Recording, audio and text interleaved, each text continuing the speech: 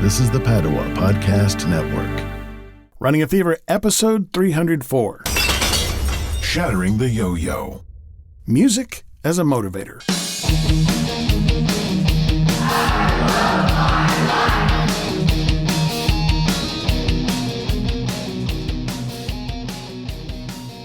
Previously on Running a Fever. I've taken a few days off from working out because last week I was still sore. Several days after my last strength workout, really had low energy during the walk on the day before. I'm going to need to find a good food or supplement for recovery in order to prevent me from losing muscle to get to do it, because when you're after the workout during downtime, that's the time to rebuild muscle. So I'm thinking about protein bars because they're convenient. What I've been using is yogurt, which I'm just getting so much yogurt, it's ridiculous. 3 or 4 times a day. I haven't had breakfast this morning, but I had yogurt for a pre-workout meal. At this point, I don't feel confident to recommend much of a diet. I can tell you what I did.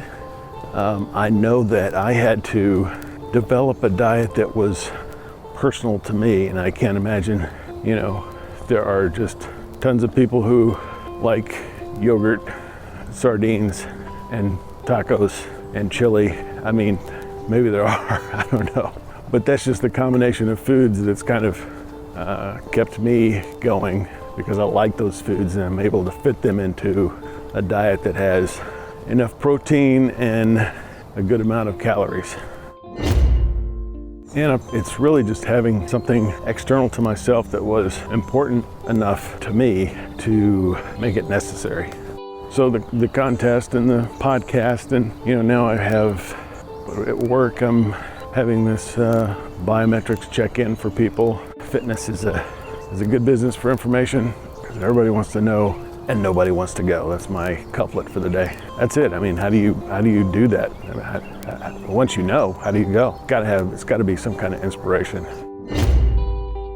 So, but all this is it's just like breaking the routine of eating pizza and watching movies.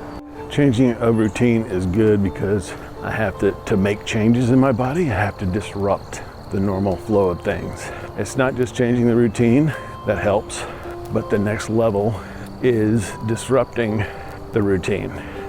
Continuing the action, but disrupting the routine of the action.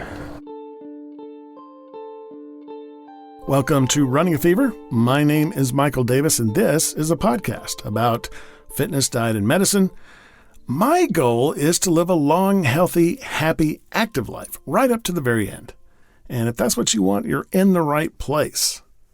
Now, in episode 68, I was really trying to move beyond the Biggest Loser contest and fill out some gaps in my diet or supplement regimen.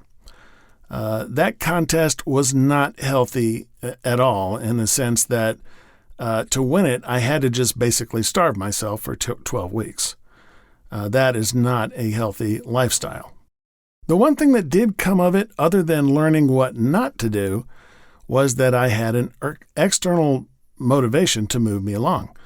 I do have the podcast, but I'm thinking of some other things that I am involved in, like getting back into playing music with a band. That requires a certain amount of fitness, and being overweight makes it harder. You might not normally think of making music as a physical activity, but it is, outside of just programming it with a computer.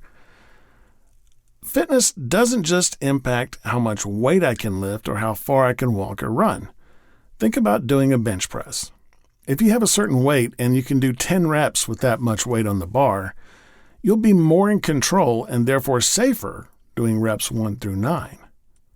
This is why if you're structuring your workout properly, you don't really need a spotter. But if you jump up 50 pounds over your 10 rep weight and try to lift that, well, you may lift it, but it won't be controlled. Your arms may shake, and you may have to let some weight slide off and try a lower weight.